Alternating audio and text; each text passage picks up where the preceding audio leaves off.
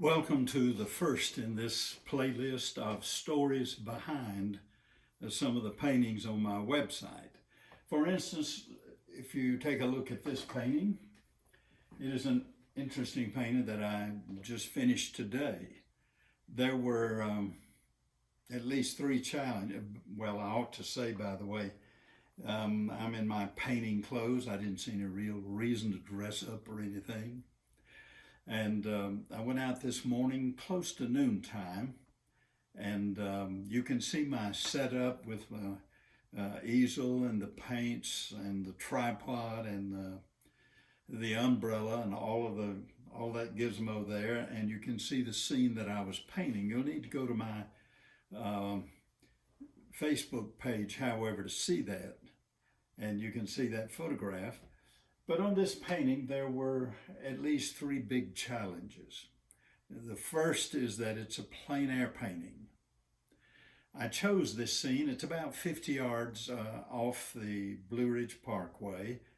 There's a gate that you can see here in the background. I came from over to the left of the painting, but that gate leads to the Craig Cemetery, which is right there, and this little there's a gate down here. It gives access to that cemetery. So it has the challenge of being a plein air painting, where you go out and you see if you can paint the scene in front of you.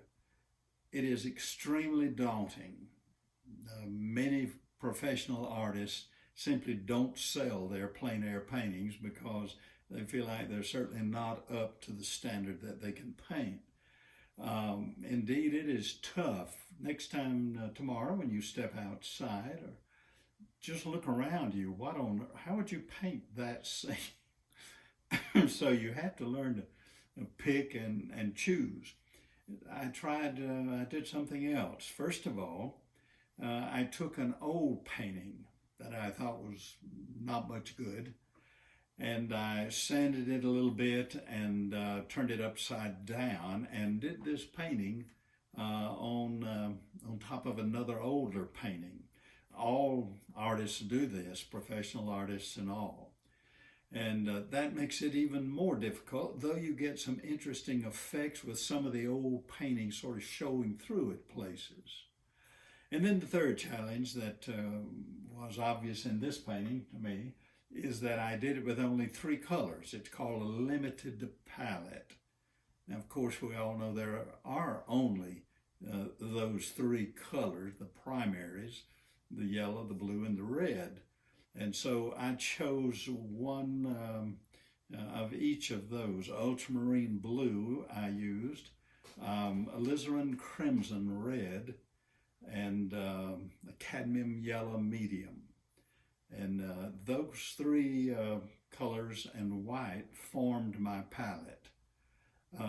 It turned out, I think, quite well. If you'd like to find more information about this painting, go to my website, Earl Davis Fine Art, and you should be able to find this painting there. Thank you for watching, and I'll be doing other stories behind some of the paintings that you'll see on my website.